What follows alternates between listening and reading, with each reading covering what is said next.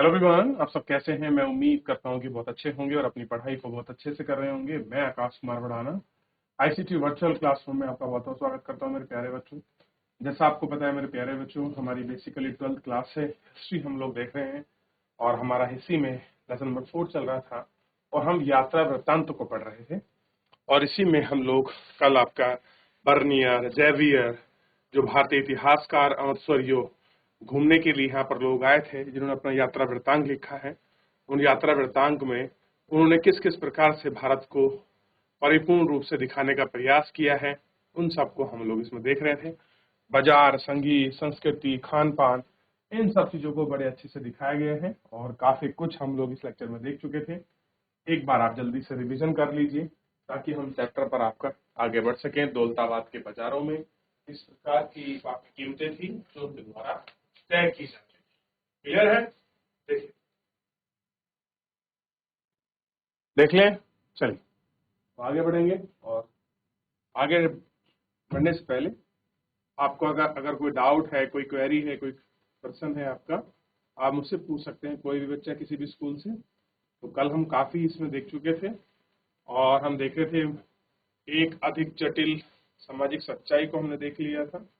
ठीक है, और किन किन चीजों का निर्यात भी हम लोग आयात कर रहे थे, निर्यात कर रहे थे, तो हम लोग देख चुके थे। आज हम यहाँ बढ़ेंगे। अब देखिए,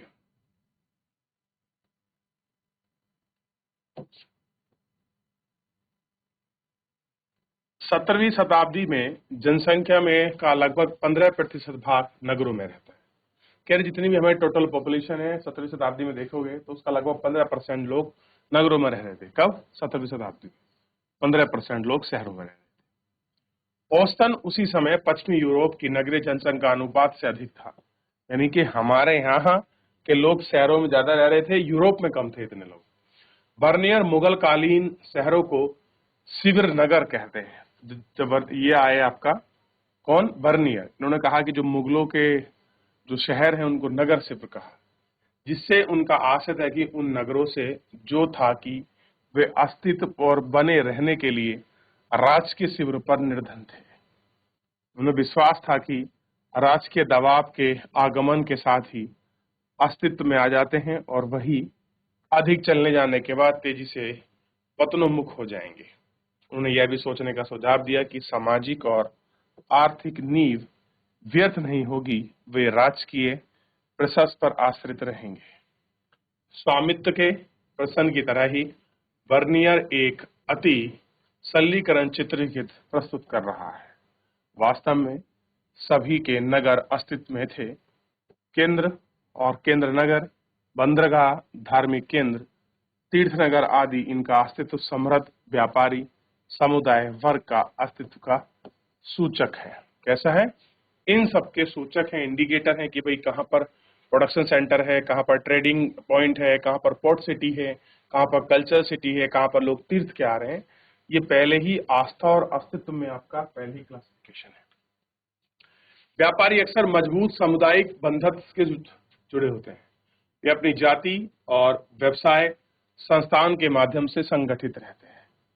पश्चिमी भारत में ऐसे समूह को महाजन कहा जाता है। जो आपके संगठन रहते हैं सब कहते हैं क्या कहा जाता है? महाजन। मुखिया को उसको सेठ यानी कि अहमदाबाद जैसे शहर में सभी महाजनों का सामूहिक प्रतिनिधित्व व्यापारी समुदाय के मुखिया द्वारा होता है, जिन्हें हम लोग आपका नगर सेठ कहा जाता है। क्या कहते हैं? आपका नगर सेठ। अन्य शहरी समूह में व्यापारिक वर्ग जैसे चिकित्सक यानी कि हकीम या वैद्य, अध्यापक यानी कि पंडित या मुल्ला, अधिवक्ता यानी कि वकील, चित्रकार, वास्तुकार, संगीतकार, सुलेखन आदि सम्मिलित थे, जहां कई राजकीय प्रश्न पर आधारित थे और संरक्षकों या भीड़ वाले बाजारों में लोगों के जीवन यापन करते थे। तो लोग बड़े बड़े भीड़ वाले क्षेत्र थे, उनमें अपना जीवन यापन कर रहे थे। उसकी तरीकों को लिखा, कोई व्यापारी था, कोई कुछ था, कोई अलग अलग अपने केंद्र में या किसी किसी तरह से जो था, हर व्यक्ति अपने काम के अनुसार वो लगा हुआ था। महिलाएं, दासियां, सती और श्रमिक। महिलाएं, दासियां, सती और श्रमिक। जिन यात्रियों ने अपनी यात्रा वृत्तांत छोड़े हैं वे सामान्यतः पुरुष थे। कह रहे जिन्होंने अपनी यात्रा वृत्तांत छोड़े हैं वो कौन है? सामान्यतः पुरुष थे। उपमहाद्वीप में महिलाओं की स्थिति का विषय रुचिकार और कभी कभी जिज्ञासापूर्ण लगता है। बहुत रुचिकार, इंटरेस्ट दिखाना चाहिए, कभी जिज्ञासा होती है। वे सामाजिक पक्षपात को सामान्य परिस्थिति मान लेते। कह रहे अगर कोई भी उनके साथ पक्षपात हो रहा है तो कहते हैं बस सब आपके जनरल स्थिति है। उदाहरण के लिए बाजारों में दास किसी भी वस्तु की तरह खुलेआम बेचे जाते थे और नियत रूप से भेंट रूपित थे। जब इब्न बतूता सिंध पहुंचा तो उसने मुल्तान यानी कि हिंद पहुंचा तो सुल्तान मोहम्मद बिन तुगलक के लिए भेंट में घोड़े, ऊंट और दास खरीदे थे। इब्न बतूता ने क्या किया कि सिंध जा रहे भाई, सुल्तान को खुश करने के लिए कुछ ऊंट खरीद लेते हैं, कुछ घोड़े और कुछ दास खरीद लेते हैं। जब वे मुल्तान पहुंचे तो उसने गवर्नर को किशमिश के बादाम के साथ एक दास और एक घोड़ा दिया। कैसा दिया? एक दास और एक घोड़ा। भेंट के रूप में इब्न बतूता बताता है कि मोहम्मद बिन तुगलक नसरुद्दीन नामक धर्मोपदेशक के प्रवचन से इतना प्रसन्न हुआ कि 1,00,000 टके यानी कि मुद्रा 200 दास दिए। बताइए कितना बड़ा, उससे खुश हो गया। तो एक जमाने में देने की प्रथा, जैसे हम जाते हैं तो कुछ न कुछ गिफ्ट वगैरह देते हैं, किसी से मिलने जा रहे हैं हम बुके देते हैं, औपचारिक शॉल या कुछ जुड़ी स्मृति जगह का चिन्ह देते हैं, लेकिन इन्होंने क्या दिया? उससे जुड़ी ये चीजों को इन्होंने दिया। क्लियर है? ये आपको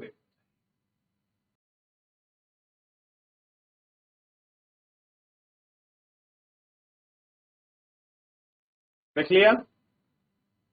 आगे बढ़े। इब्न बतूता के वितरण से प्रतीत होता है कि दास में काफी भेद था, विभेद था। विभेद का मतलब होता है अंतर, डिफरेंसेस था। सुल्तान की सेवा में कुछ कार्यरत दासियों के संगीत और गायन में निपुण थी। कुछ ऐसी दासियां थी जो संगीत में बड़ी निपुण थी। इब्न बतूता सुल्तान की बहन की शादी के अवसर पर प्रदर्शन में खूब आनंदित हुआ। सुल्तान अपने अमीरों की नजर में रहने के लिए दासियों को भी नियुक्त करता था। दासों को सामान्यतः घरेलू श्रम के लिए ही इस्तेमाल किया जाता था। इब्न बतूता ने इनकी सेवा को पालकी या डोलो में पुरुषों और महिलाओं को ले जाने का विशेष रूप से अपरिहार्य पाया। ये क्या करते हैं? डोली लेकर दास चलते थे। दासों की कीमत विशेष रूप से उन दासियों की है जिनकी आवश्यकता घरेलू के लिए थी, बहुत कम होती है। अधिकांश परिवार उन्हें रखने में सामर्थ होते हैं और कम से कम 1 या 2 ही रखते थे। और कभी कभी समकालीन यूरोपीय यात्री तथा सुलेख के लिए महिलाओं से किया गया। बर्ताव अक्सर पश्चिमी और पूर्वी समाज के विभिन्नता में एक महत्वपूर्ण संकेतक माना जाता है। इसलिए आश्चर्यचकित की बात नहीं है कि बर्नियर सती प्रथा को विस्तृत विवरण करने के लिए चुना। उसने लिखा है कि कुछ महिला प्रसन्नता से मृत्यु को गला लगा लेती हैं और अन्य के लिए बाध्य किया जाता है। कह रही है कुछ तो गले लगा लेती हैं और कुछ बाध्य के लिए। लेकिन महिलाओं का जीवन सती प्रथा के अलावा कई और चीजों की ओर घूमता रहता था। श्रम कृषि यानी कि वो कृषि भी करती थी, श्रमिक कृषि थी, कृषि में काम करना। इसके अलावा वे उत्पादन दोनों महत्वपूर्ण थे। व्यापारिक परिवार से आने वाली महिलाएं व्यापारिक गतिविधि का हिस्सा लेती थी, यहाँ तक कि कभी कभी वाणिज्यिक विवादों को अदालत के सामने भी ले जाती थी। वे असंभवता लगता था कि महिलाओं को उनके घरों में खास स्थान तक ही परिसीमित रखा गया था। अब जो महिला घर तक सीमित है वो बाहर जाकर अपने व्यावसायिक वाद विवाद के लिए हिस्सा ले रही है। तो ऐसी चीज भी हमको देखने के लिए इसके अंतर्गत मिली। अब थोड़ा सा ये क्या देखिए, राजकीय कारखाने हुआ करते थे। अगर आप देखते हैं तो संभव था कि बर्नियर एकमात्र ऐसा इतिहासकार है जो राजकीय कारखानों की कार्य प्रणाली का विस्तृत विवरण प्रदान करता है कि कैसे कारखाने क्या। कई स्थानों पर बड़े कक्ष दिखाई देते हैं जिन्हें कारखाना अथवा शिल्पकार की कार्यशाला कहते हैं। एक कक्ष में कसीदार यानी कि एक मास्टर के निरीक्षण में व्यस्त कार्यरत रहते थे और वो आपस सुनारों को देखता था। तीसरे चित्रकार, चौथा पिल्लासा यानी कि रस का रोगन करने वाला, पांचवा कढ़ाई यानी खदीद, दर्जी, जूते बनाने वाला, रेशम, जरी, महीन, मलमल, इन सबको देखते हैं। शिल्पकार अपने कारखानों से हर रोज सुबह आते हैं, जहां दिन कार्य करते हैं और शाम को अपने घर चले जाते हैं। इसी निश्चय नियमित ढंग से उनका जीवन व्यतीत स्थिति में सुधार है और इनकी इच्छुक नहीं है। ठीक, और आप इसको अच्छे से देख सकते हैं कि किस किस तरीके से ये सब कुछ हो रहा है। क्लियर है?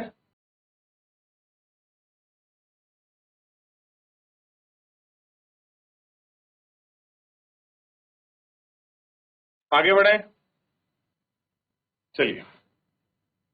अब देखिए दासियां की स्थिति क्या है। इब्न बतूता हमें बताता है कि सम्राट की आदत है कि हर बड़े छोटे अमीर के साथ दासों में से एक एक को रखने के लिए उसे अमीरों की मुखबिरी करता है। वह महिलाओं को सफाई कर्मचारी भी नियुक्त करता है, बिना बताए घर में दाखिल हो जाती हैं और दासियों को पास जो जानकारी होती है उन्हें दे देती हैं। अधिकांश दासियों को हमलों और अभियानों के दौरे का बलपूर्वक पता लगा था कि मैं देख लो कोई ऐसा तो नहीं कभी कोई अमीर हमारे प्रति को षड्यंत्र रच रहा हो या कोई किसी प्रकार की, तो पहले एक खुफिया के तौर पर अब है बाल सती। संभवतः बर्नियर के वृतांत में सबसे ममरिक ब्रिटेन में से एक है, यानी कि जो अलग है। लाहौर में मैंने एक बहुत सुंदर अल्पवयस्कीय विधवा, मेरे विचारों में 12 वर्ष से अधिक की नहीं थी, बलि होते हुए देखी। उसका भयानक नरक की ओर जाते हुए असहनीय छोटी बच्ची जीवित से अधिक मृत प्रतीत हो रही। उसके मस्तिष्क की व्यथा का वर्णन नहीं किया जा सकता। वह कांपते हुए बुरी तरह से रो रही थी, लेकिन 3-4 ब्राह्मण, एक बूढ़ी औरत जिसने उसे अपनी आस्तीन से नीचे दबाए हुए उसकी सहायता से अनुच्छुक पीढ़ी को जबरन घातक स्थल की ओर ले जा रही थी, उसे लड़की को बैठाया और हाथ और पैर बांध दिए ताकि वे भाग ना पाए। इस स्थिति से उसे मामूल प्रणाली जिंदा जला दिया गया। मैं अपनी भावनाओं को दबाने में और उनको कोलाहलपूर्ण व्यर्थ का क्रोध को बाहर आने से रोकने में असमर्थ था। सोच के देखिए, लिखते हैं उस जमाने में कि कैसी स्थिति रही, क्या स्थितिपूर्ण हाँ सब कुछ समाज में चल रहा था, ये उन्होंने वहां लिखने का प्रयास किया है। आप देखा होगा कि यात्री इन शताब्दियों में पुरुषों और महिलाओं के जीवन को एक रोमांचक झांकी की तरह प्रस्तुत करते हैं कि उनका जीवन कैसा है। इन वृत्तांत में हमें बहुत सी जानकारियां प्राप्त होती हैं। इनमें सामाजिक जीवन का कोई आयाम छू ना रहे, फिर भी एक दृष्टिकोण विशेष रूप से देखा जाता है। कहता है कि हर एक दृष्टिकोण है जो आपका हम लोग इसमें विशेष रूप से देखते हैं। इन वृत्तांतों को पढ़ते हुए हमें ध्यान रखना आवश्यक है। साथ ही उपमहाद्वीप में पुरुषों के अनुभव और प्रेक्षण प्रेरकता ज्ञात हैं। समुद्रों और महापर्वतों को पार किया और पर्वतों से परे क्षेत्रों की साहसिक यात्रा है। उनमें क्या देखा क्या सुना है, सुदूर क्षेत्रों के साथ किस प्रकार ढाले हैं, भाषाओं का प्रयोग करते हैं। उम्मीद है कि हम प्रश्नों पर आने वाले वर्षों में इतिहासकार योजनापूर्ण तरीके से हम ध्यान देंगे। ऐसा करेंगे हम योजनापूर्ण तरीके से ध्यान देंगे। क्लियर है?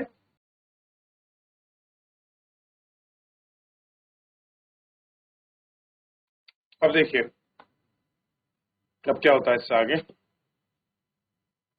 कुछ काल लेखक हैं Muhammad bin Tughlaq, Marco Polo, Ibn Battuta, Abdul Razzaq Samarqandi, दोहाद, अंतो मरस्ता, पीटर मुगलैंड, फ्रांसीसी बर्नियर कब कब भारत आए, इनका पूरा उल्लेख इसके अंतर्गत किया गया है और एक एक कार्य योजना को आप बड़े अच्छे से इसमें देखकर पढ़ सकते हैं, समझ सकते हैं कि भाई आखिर में ये सारी कैसे थी और किस किस तरीके से ये आए थे, किस किस तरीके से इन्होंने आए और यहाँ पर एक अपना विचारक रूप जो है आपका प्रदर्शित किया है।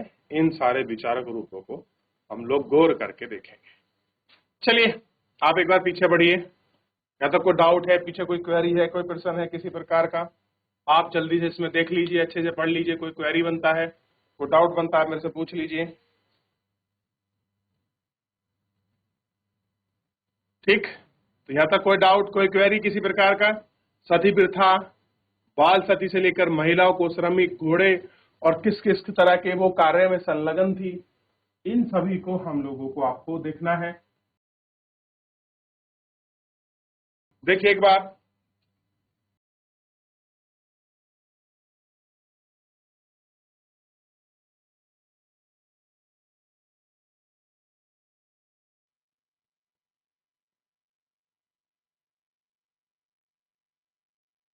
देख लिया, आगे बढ़ जाएं। सामाजिक अधिक जटिलता की क्या सच्चाई थी, यह आपने देख लिया। बर्नियर और उनके कार्य को,